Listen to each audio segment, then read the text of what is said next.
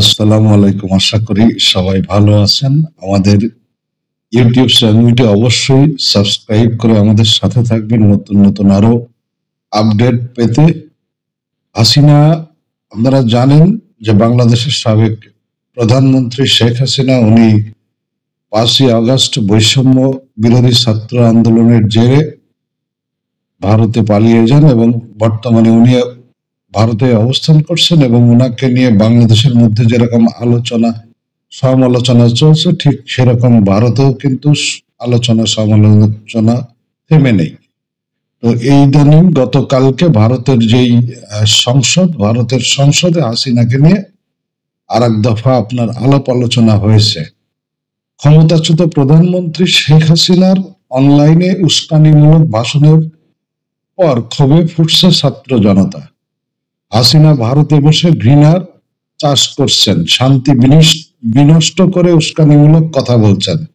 হাসিনার এমন কর্মকাণ্ডে ভারতকে বার্তা দিয়েছে বাংলাদেশ সরকার। এর মাঝে বাংলাদেশ ইস্যুতে 3টি প্রশ্ন উঠেছে দেশটির সংসদের উচ্চ কক্ষে। বৃহস্পতিবার রাজ্যসভায় কেরালার সিপিএম সংসদ সদস্য জন ব্রিটার সরকারের কাছে 3টি প্রশ্ন জানতে চান। বাংলাদেশ কি তাদের সাবেক প্রধানমন্ত্রী শেখ হাসিনাকে ফেরত চেয়েছে? ফেরত চাইলে ঠিক কি কি কারণ দেখিয়েছে? এবং শেখ হাসিনাকে কি বাংলাদেশের কাছে তুলে দেবে ভারত? এই ছিল 3টি প্রশ্ন। ভারতের একাধিক গণমাধ্যম জানিয়েছে সিপিএম সংসদ সদস্যের প্রশ্নের জবাব দিয়েছেন কেন্দ্রীয় বিদেশ প্রতিমন্ত্রী কীর্তিবর্ধন সিংহ। বিদেশ প্রতিমন্ত্রী বলেছেন বাংলাদেশ হাসিনাকে তাদের দেশে ফেরত পাঠানোর দাবি জানিয়েছে।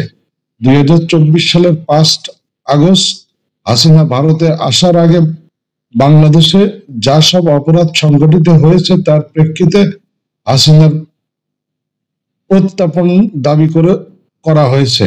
মোদী সরকার কি বাংলাদেশে হাসিনাকে ফেরত পাঠাবে? এমন প্রশ্নের জবাবে প্রতিমন্ত্রী জানান বাংলাদেশ সরকারের কাছে এই বিষয়ে কোনো জবাব এখনো পাঠানো হয়নি। কবে নাগাদ পাঠানো হবে সেটিও জানাননি কীর্তিবর্ধন। প্রসঙ্গত ভারতে পালিয়ে যাওয়া সাবেক প্রধানমন্ত্রী হাসিনার দম্ভের কারণেই মূলত চূর্ণ হয়েছে ধানমন্ডি 32 নম্বর ভবন। তিনি ভারতে অবস্থান করে উস্কানিমূলক বক্তব্য না দিলে এমন ঘটনা ঘটত না। পালিয়ে যাওয়ার পর থেকে পতিত এই স্বৈরাচার অব্যাহতভাবে প্রতিশোধ পরায়ণ বক্তব্য দিয়ে আসছেন। সবশেষ তিনি বুধবার রাতে অডিও লাইভে এসে ছাত্র জনতার বিরুদ্ধে বিষোদ্গার করেন। এর ফলে খুব বিক্ষুব্ধ জনতার ক্রোধ হামলে পড়ে 32 নম্বরে বঙ্গবন্ধু শেখ মুজিবুর রহমানের স্মৃতি বিজড়িত বাসভবনে। দেশ জুড়ে চালানো হয় ফ্যাসিস্ট স্মৃতি মুছার কার্যক্রম।